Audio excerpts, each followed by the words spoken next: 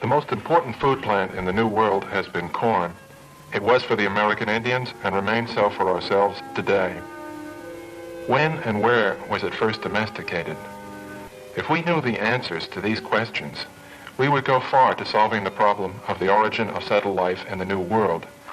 For it was only by capturing the food energy of this plant, a process which we call domestication, that man had enough food to be able to settle down, at first in villages, and then in towns, and eventually in cities. Now there are two approaches to this problem. One of these is botany, which deals with the evolution of the plant world. The other is archaeology, which deals with the remains of past human cultures. Now the wild ancestor of domestic corn is extinct. However, botanists have shown that here in Mexico and in Central America and in the Andean countries of South America, there are more native varieties of corn grown than in the rest of the New World put together. For this reason, botanists believe that it was here in Mexico and Central America, or in the Andean countries of South America, or in both of these two areas, that corn was first domesticated. In Mexico, on the other hand, in the dry central highlands, has been found evidence for corn that goes back 80,000 years, that goes back 80,000 years, that goes back 80,000 years, thousands of years before the first American Indians ever came into the New World. On this slide are some grains of corn pollen.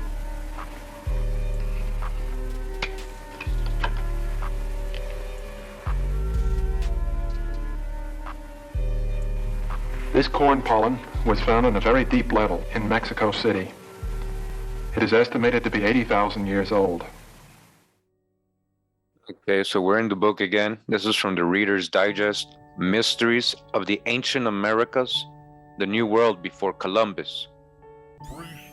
Go to this chapter of the book is called The Birth of Farming. Remember, America is a true old world. If you haven't seen my corn videos, my agricultural videos,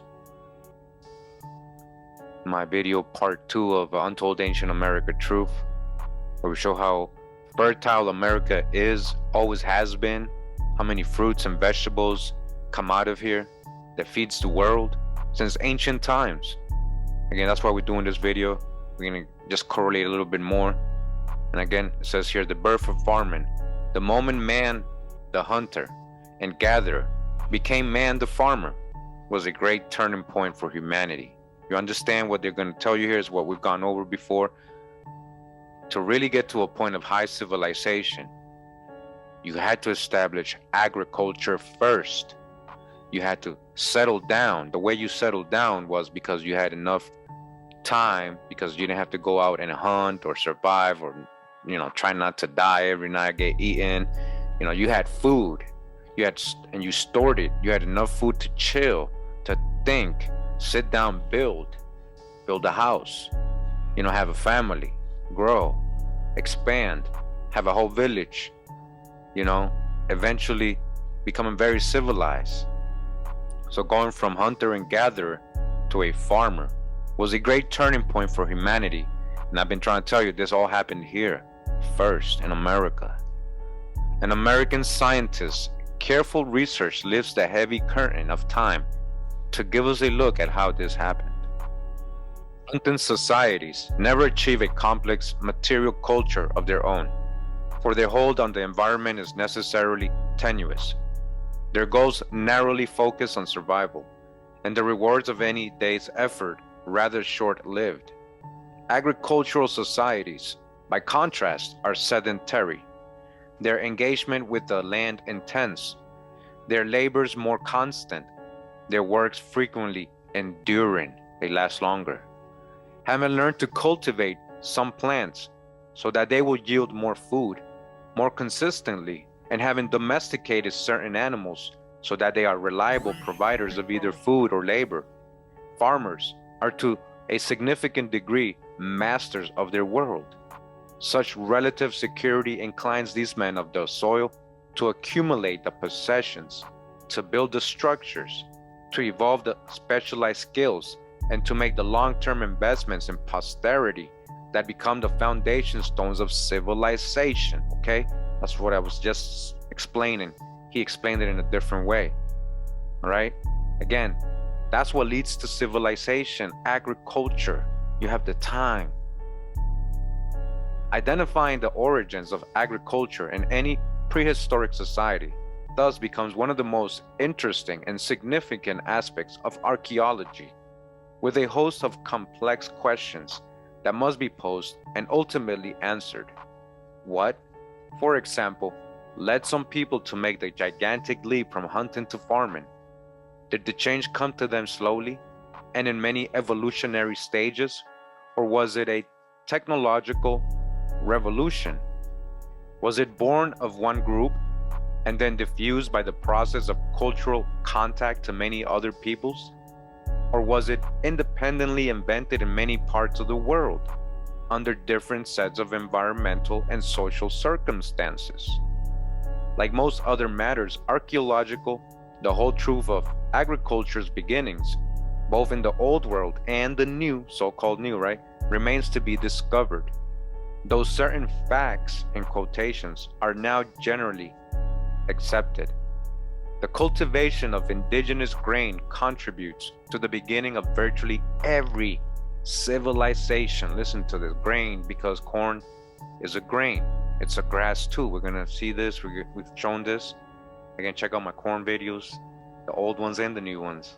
A lot of good info. Proof that civilization began here with agriculture.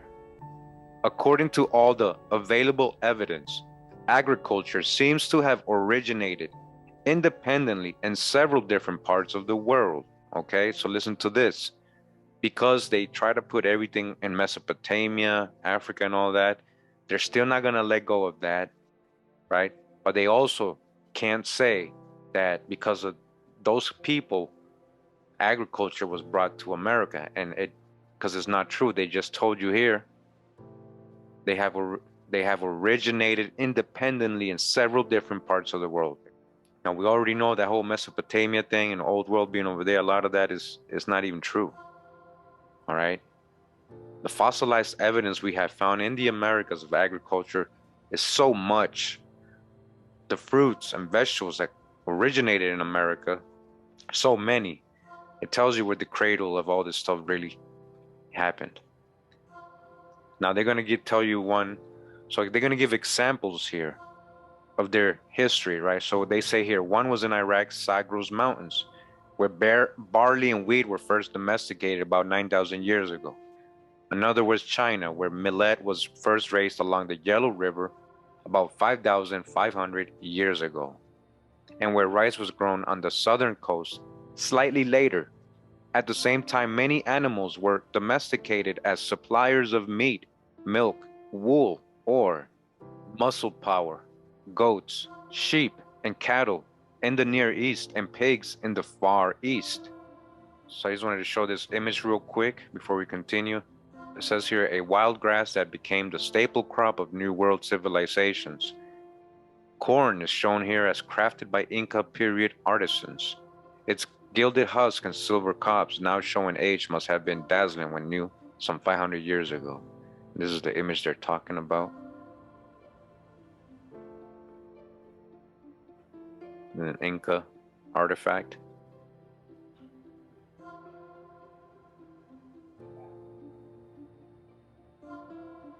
In the New World, the transition from gathering to planting occurred at two locations within several hundred years of each other.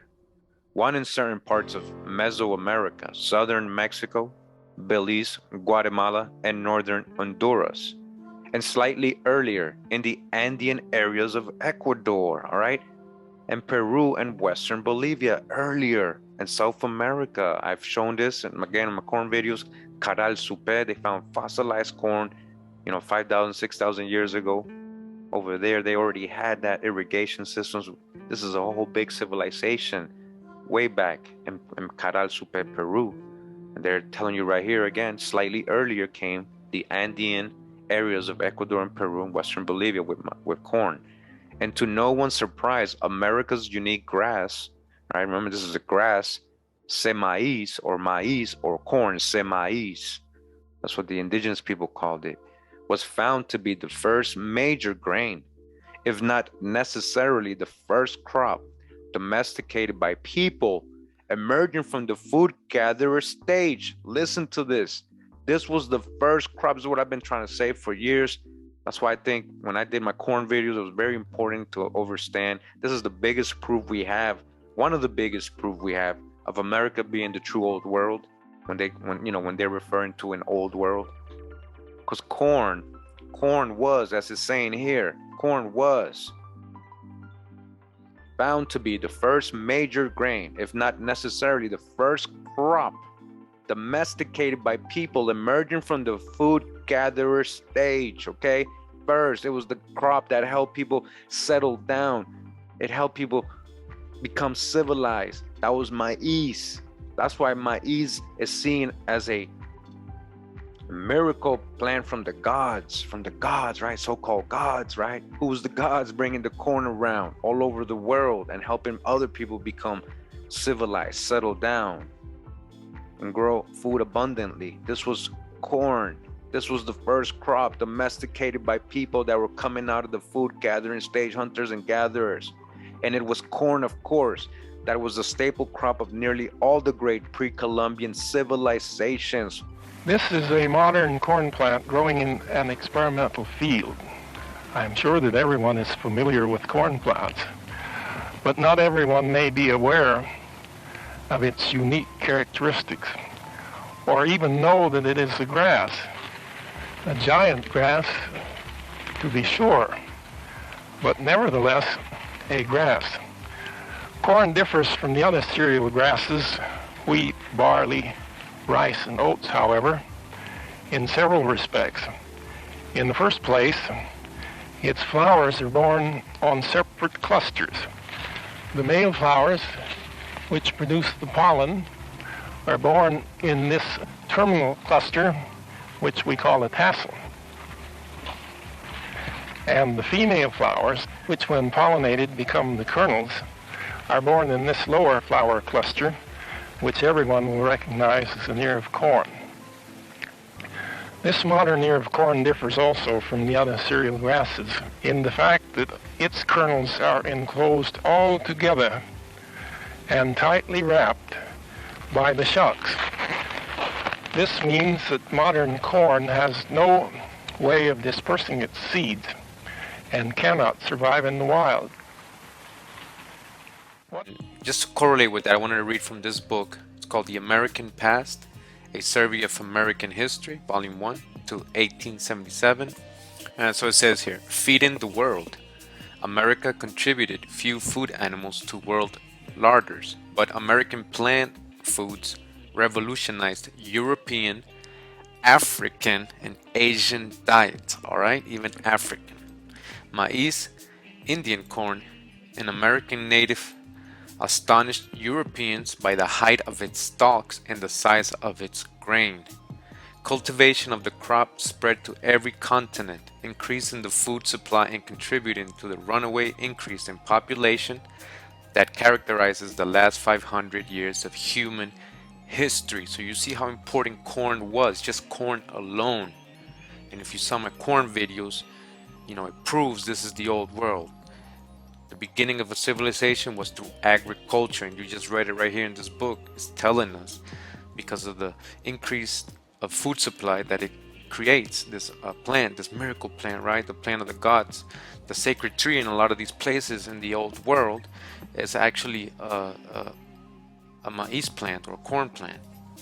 All right, so let's continue. It says the sweet potato became a staple in West Africa. All right, so even the sweet potato, it became a staple in West Africa, where it was introduced by slave traders.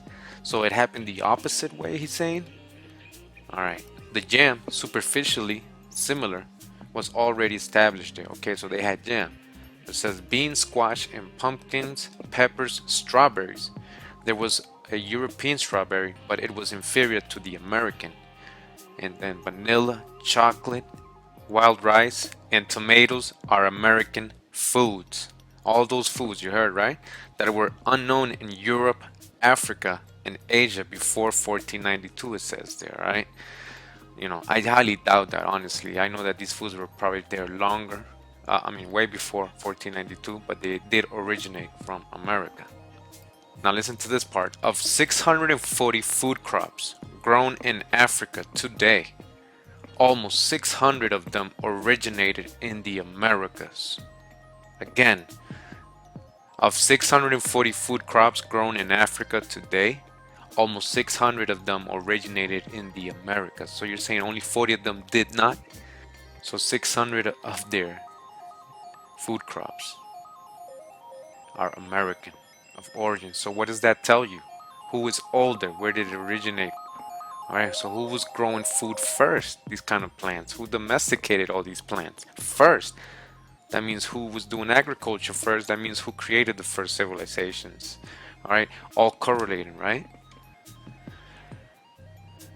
It says the manioc, tapioca, also of American origin, is today a staple for 200 million people in the tropics. Again, the manioc, the tapioca, also of American origin, is today a staple for 200 million people in the tropics. The white Irish potato, a native of the Andes, provides basic subsistence for even greater numbers. All right, so the potato, it's not Irish, it's from here.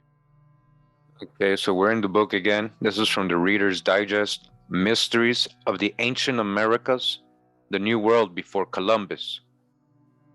The precise circumstances that prompted men to make the irreversible move from foraging to farming in Mesoamerica and the Andean area remain a matter of lively debate and speculation. They don't know.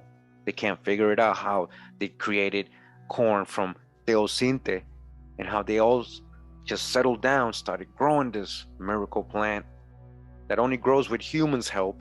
We're going to get into that again. How did they do it? How did they go from foraging to farming? They don't know. It's debatable. But one prehistorian who has devoted his career to studying the beginning of New World agriculture, Richard Scotty McNeish of Boston University's Department of Archaeology, believes he has some very good ideas. To begin with, says McNeish, certain necessary conditions had to exist before man, the hunter, could evolve into a primitive subsistence farmer. The first prerequisite he identifies is a regional landscape of offering sufficient geographic and climatic diversity to support a variety of wild edibles that lend themselves to domestication and that could be the basis of a successful surplus producing food supply. That's a major point right there from this guy from Boston University. We don't use our logic. That's very logical. You don't really have to be a scientist to really think about that, what he's really saying. All right. It has to have the first people who, came out of this hunter and gatherer stage and started farming had to be people in an area, the land area where had, all this, very fertile soil, a sufficient geographic and climate diversity, again, to support a variety of wild edibles so that people can be like, that tastes good. This grows like this. So people can do what? Get to the point where they're like, let me domesticate this. Let me make it bigger. Let me actually grow this in my backyard. A lot of it. I like this food. It gives me a lot of energy. I like this food. It keeps me healthy. And that was the basis of a successful surplus producing food supply. Having enough to store, having enough to chill. Be like, I don't have to go out hunting every day and survive.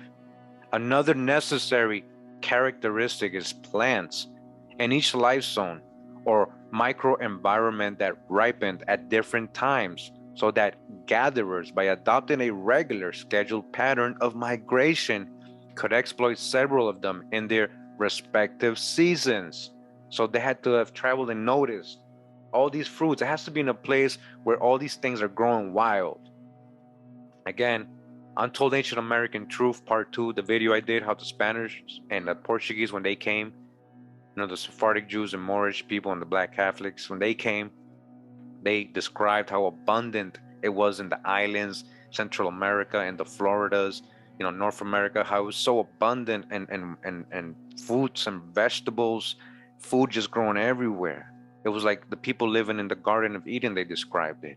So again, these people that settled down from doing that, traveling to different areas and noticing that, oh, this fruit grows during this place and during this time and over here, so let me grow it during this time too. So every season they had their own food growing, and then they, you know, practice makes perfect, right? That's what I'm saying. But they needed a place that produced all this stuff, and that's in the Americas. This is what I'm trying to explain to you. This is what they're pointing out. So during their travels, by adopting a regular scheduled pattern of migration, they could exploit several of them in their respective seasons. This annual cycle of different subsistence activities for different ecospheres is often stimulated by great seasonal fluctuations, including a harsh dry season that spurs people to move on to wetter areas, as well as to store goods to last until the rainy days arrive. Also crucial to agricultural birth is the potential for relatively easy travel within the region. In Magniche's view, ancient bands of family groups circulating in a given area needed the stimulation of contact with one another and the opportunity to exchange both material goods and ideas in order to evolve the innovative technology of plant and animal husbandry. As Magniche notes, both the Tehuacan Valley of Mexico and the Ayacucho Valley of Peru were richly provided with these conditions. Again, this was here in America. This is where that happened. You can travel different areas of these valleys. You find different fruits and vegetables growing at different seasons, so abundantly wild. That's not happening over there in that desert Mesopotamia. That's not happening over there. You understand? There's no history of that over there. We've been, you know, lied to. Everything was told to us in reverse. When we're talking about real historic people coming from hunter-gatherers to farmers, that happened here first in America. Central Mexico have offered among its wealth of indigenous edibles, seed-grown plants such as wild maize, mixta squashes, pumpkins, chili peppers, and runner beans. The Andean region had a number of indigenous root vegetables, that is, plants whose natural means of propagation is by growing new stock from fragments of the parent. These included white and sweet potatoes, manioc or cassava, right? The yuca, and peanuts, right? So potatoes, all that is original to Peru, all right? All that stuff they just named, not Ireland. New World Paleo-Indians, Magniche asserts, were well adapted to their environment. They collected seeds, leaves, and stems, picked wild pods and fruits, and tracked small animals. All right, listen, they were well adapted to their environment, okay? Rabbits, rats, birds, and turtles among them. In short, they were developing some rudimentary knowledge of what could and could not be eaten, and when and what could be safely stored. Why? Because they had so much of it around them abundantly, all these wild fruits, vegetables, and all these animals. Check out my Ancient Animals of America videos. We're proving a lot of these animals, the animals we know of today, originated in America. We've proven this. As for corn, neither Magniche nor his colleagues can say with certainty exactly when it was first eaten regularly as a wild plant, much less exactly when it was domesticated. But they are convinced that in seeking those answers, they are coming to know a great deal about the development of civilizations in the New World, and very possibly about the larger forces that promote human innovation in general. What then was the nature of the wild corn from which all cultivated corn has originated and which is now extinct? How did it survive the handicap of an ear incapable of dispersing its seeds? And if it had no ear, what did it have? The ear is the most important organ of the modern corn plant. These are questions which have been puzzling botanists for more than 4 centuries. I should now like to show you what my own studies have led me to believe. Wild corn was probably both a pod, P-O-D corn, and a pop, P-O-P corn, because both pod corn and popcorn are primitive characteristics. Here we have a plant of pod corn, and underneath this bag, which we use for controlling pollinations, we have an ear of pod corn. Pod corn is primitive in the fact that all of its kernels are enclosed individually in chaff, as they are in all wild grasses. We thought that perhaps we could produce something resembling wild corn by crossing pod corn with popcorn. Here's a plant of popcorn.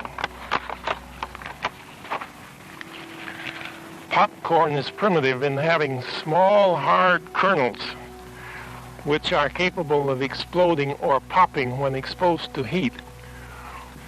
What we did was to take pollen from the male flowers of popcorn and put it on the female flowers or silks of podcorn. Now I'll show you the surprising thing that we got after several generations of breeding. We have succeeded in developing what is probably the world's most unproductive corn plant. But this plant is capable of surviving in the wild. It has two means of scattering its seeds. One is in seeds enclosed in chaff, borne in the branches of the tassel, which when ripe are easily scattered by the wind or by birds attempting to eat them. The other is in tiny ears borne in the upper joints of the stalk. In this position, they have only 2 or 3 husks which open up at maturity, allowing the ear to scatter its seeds. The real question now is whether our reconstructed wild form is anything like wild corn. Here we had to turn to the archaeologists for the answer. The first problem researchers have had to confront is knowing what to look for. Even where such cereal grains as wheat, barley, and rice have live-in wild varieties, we can only guess at the genetic pathway from ancient wild varieties to modern domesticated ones. But corn in all its myriad modern varieties has no known live-in wild relatives, all right? And so it presents a special and unusual problem. One point seems clear, however, wild corn has to have looked and behaved in ways remarkably different from those of modern maize. For the plant we call corn today is physically incapable of regenerating itself without the active assistance of man. All right, got to understand what they're trying to say here. This is a deep one, and this alone tells you how special corn was and how it was exclusive. It was exclusive to a certain people. It was only here. Because why? Because it didn't grow wild on its own. Why? Because remember, corn is wrapped in all these leaves, right? So when it falls, the grain doesn't, even reach the soil and never gets to, sprout and grow another plant. It was exclusive to it. It needs men. Corn needs man to help it continue to grow. If men stop growing it, it'll just stop existing. At least the domesticated corn that we eat today, that we all know. The wild corn, there is still wild corn here and there. It's not the same.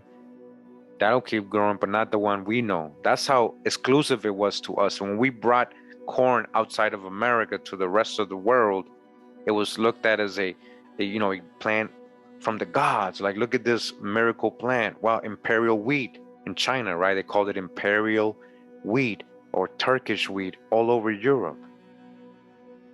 Because again, corn today is physically incapable of regenerating itself without the active assistance of man. Modern corn's strength and its weakness lie in its unique grain-bearing ear, a highly specialized flower cluster whose hundreds of seeds are compactly arranged along a rigid cob and a lot enclosed in a tight-fitting, multi-layered husk. These husks prevent the seed kernels from bursting on their own, either on the stalk or when the ear falls to the ground. In fact, only when the ear is shuckled and the kernels are forcibly freed can the seeds go forth to start another season's growth. Wild corn, by definition, must have been able to reseed on its own. But why? What mechanism? In what physical form? All right. So before we continue, I just want to show you guys these images right here. Let me back up a little bit.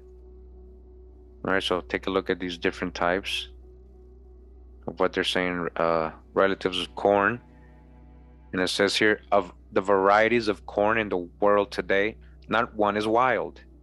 To find out what wild corn looked like, scientists rely partly on archaeological evidence and partly on genetic backcrossing between living wild grasses, such as Tripsacum above center. So they mixed corn with a wild grass to try to make it look wild, but it still didn't look like that. And Teosinte above right. Teosinte, okay? Look at that. I just wanted to show this image right here. That was really interesting. You guys can see what he has right here on his crown, on his headdress. Okay. Just chilling, sitting down on his throne. It says here, on the front of the Zapotec funerary urn from Mexico, at left is a figure whose elaborately carved headdress is topped by stylized corn silks, flanking the face of Cosijo, the rain god, peering out at the top. Are ears of life giving corn probably molded on real corn cobs. Ancient potters used the corn motif so often, so realistically, that they furnish Harvard botanist Paul Mangelsdorf with precise information on prehistoric corn. Okay? Their sculptures help determine. It was so precise.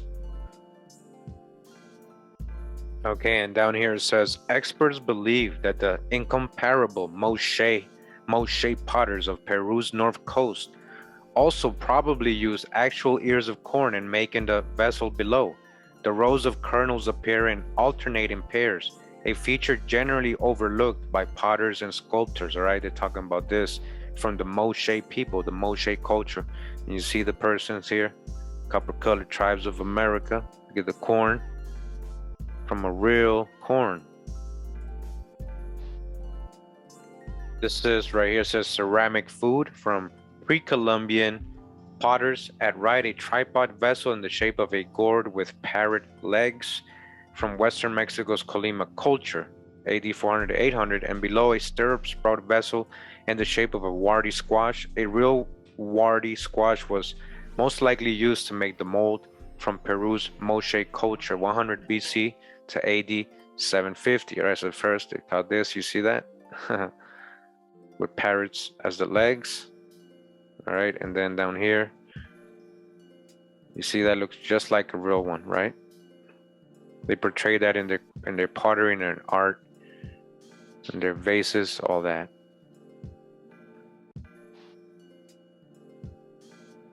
The cycle of crop planting and harvesting tied people to the land. All right, what ties you to the land?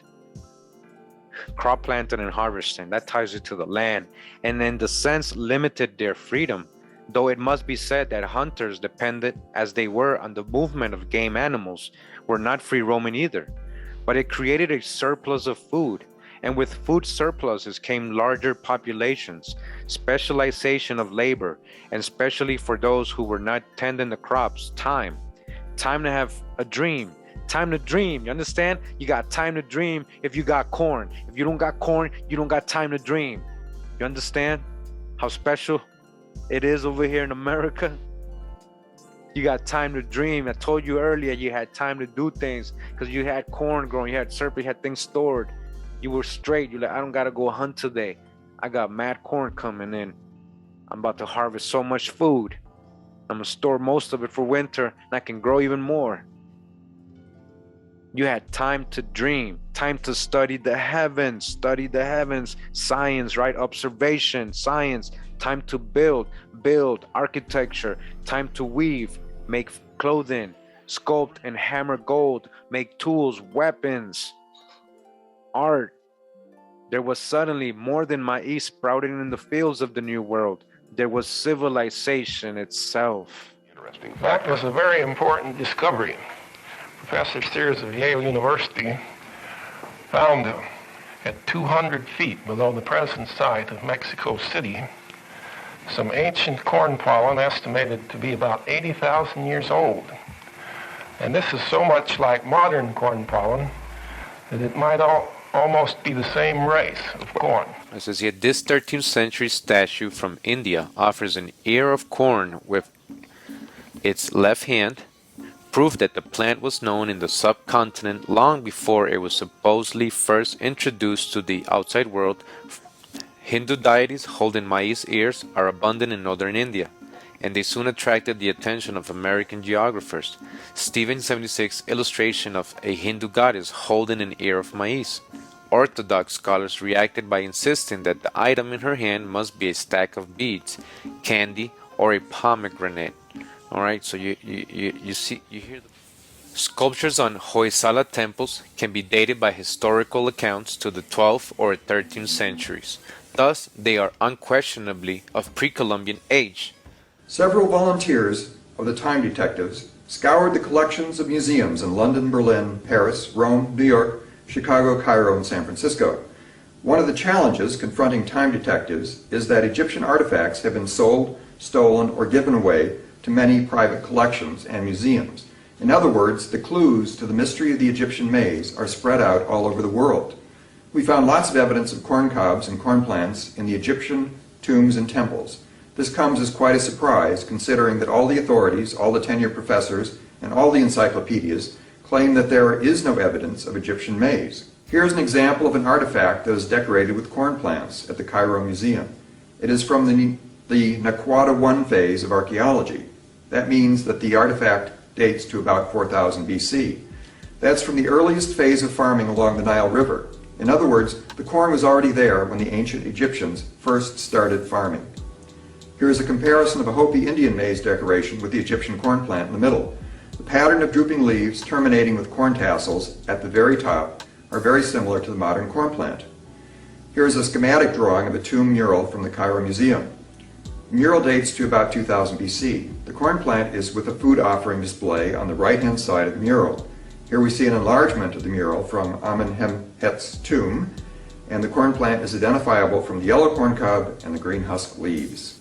Another variety of maize is shown in this example from a tomb on the Giza Plateau near Cairo. Typically the maize ears are shown on platters or on food displays along with breads, jars of beer, and butchered animals. Here's an example of a tombstone with a corn cob. There was an association of maize with the Osiris cult of resurrection. Tens of thousands of these stone monuments were made in Egypt. The British Museum has over 100 stored away in a warehouse. This is an illustration from a papyrus book called the Book of the Dead. It comes from a scroll in the British Museum dating to about 1200 BC. These examples are from the British Museum. On the left are Sumerian hieroglyphs for corn and a generic glyph for grain that is in the shape of a corn plant or a bush. On the right-hand side is a glass jug with a corn plant which served as a decoration. Here is a comparison of a Sumerian glyph for grain and a modern corn plant. The Sumerian grain symbol dates to a period between 4000 and 5000 BC, so it would appear that corn or maize was present in the Middle East right about at the time that huge city-states started forming up along the Tigris and Euphrates rivers. This was very near the dawn of Western civilization. A period called the New Kingdom starts in about 1500 BC in Egypt. It is at the beginning of this period that corn cobs have their greatest level of realism. This example is from the tomb of Nakhet, circa 1424 BC. There is a corn cob with very distinctive kernels. There can be no question that this plant was intended to represent Indian corn. Here's another example of corn cobs from the tomb of Seti I, dated to about 1292 BC. Men wearing fish costumes represent ocean travelers from beneath the seas. They were called mermen or seamen. One merchant on the left carries a corn pod and a seed bag. These symbols reveal the role of merchants in dispersing maize all across the world between 5000 and 1000 BC. The earliest destination for New World copper and corn was the Middle East. Here we see a genie holding a corn cob. This Assyrian artifact dates to about 900 BC. Most doctrinaire scholars identify the seed pod as a pine cone. However, the artistic and agricultural context of the Assyrian civilization suggests that the genie is actually holding a cob of maize. Here is another example. Here's another one. My associate, Mark McInerney, says that the Assyrians were famous for growing huge supplies of grain, not for planting pine trees. Indeed, most of the items that we see in the hands of genies look more like corn cobs than they do pine cones. Here is a sample of corn cobs from ancient India, Mexico, Peru, and modern America, and they have a similar appearance to the Assyrian corn cobs. This illustration is from a Babylonian stone tablet. It shows two riders on horseback moving alongside parallel corn rows. The height of corn is exactly the same that the Spaniards reported in Peru, and this artifact dates to about 1000 BC. Here is a comparison of the native Peruvian and Babylonian corn rows. The genie on the left is from a stone slab in the British Museum. The Birdman on the right was sold at Sotheby's auction house in London. They date to a period from about 700 to 900 BC. In the middle is an example of the corn plant from another Babylonian tablet. Notice they are all very similar. Here is an example of the Babylonian tree of life. It is a tree of corn cobs. Each branch terminates in an ear of maize. Here's another tablet from Babylon, and it shows a farm scene featuring a corn row and a litter of pigs. Here's a colored image of the Babylonian corn row. This is a cylinder seal showing a man with two corn plants. The artifact is at the Louvre Museum in Paris. It was found at the archaeological site of Uruk in Iraq. The artifact dates to about 3000 BC. This is the Warka vase from the Baghdad Museum. It dates to about 3300 BC. We see along the lower register a row of corn plants with irrigation ditches running between them. The plant can be identified as maize because of the huge size of cobs, the waffle pattern on the cobs, and the very large leaves and stalks. I want to finish up with this book, Atlantis in America, by Ivor Sapp and George Erickson. Without a doubt, civilizations in the Americas go back further than established dates for Mesopotamia or Egypt. Again, without a doubt, and we already got it from Smithsonian.com, right, in popular archaeology. But Ivor Sapp, right, Atlantis in America, telling us, without a doubt, civilizations in the America go back further than established dates for Mesopotamia or Egypt.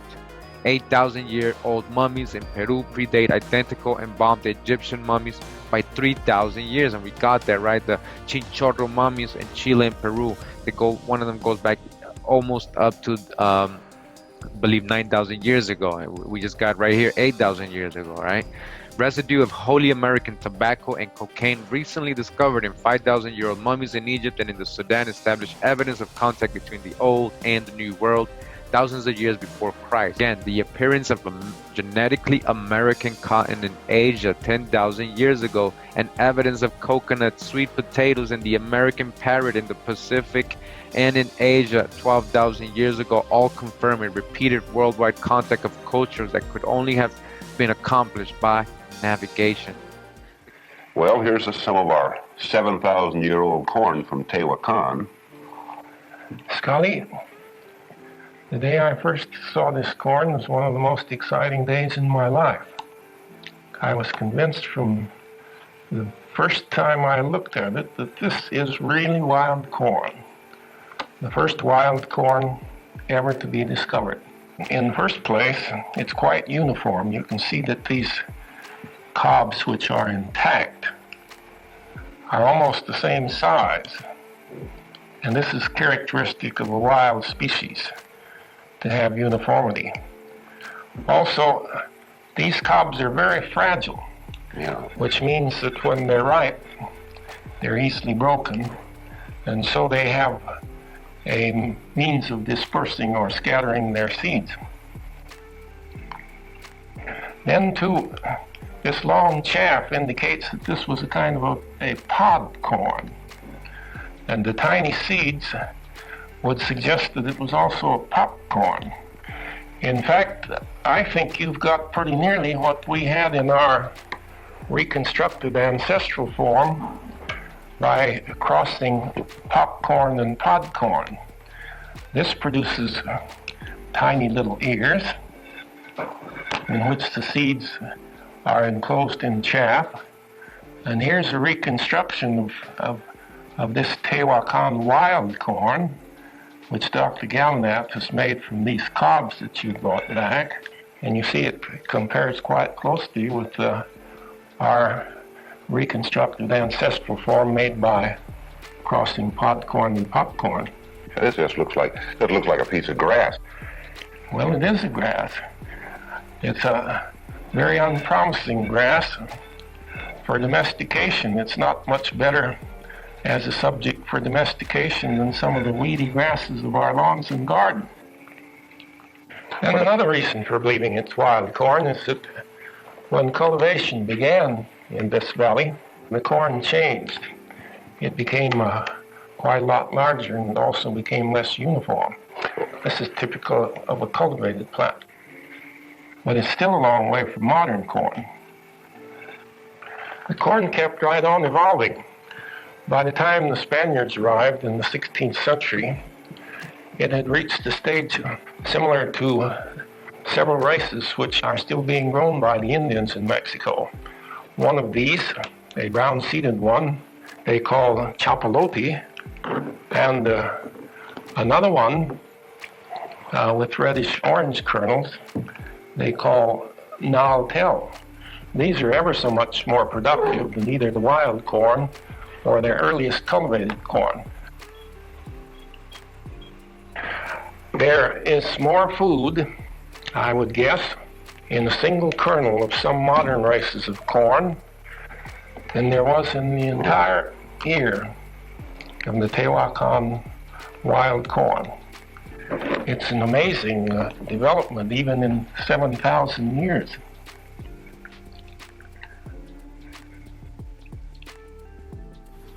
Before Koshkatlan times, the Indians of the Tehuacan Valley had to follow a nomadic way of life.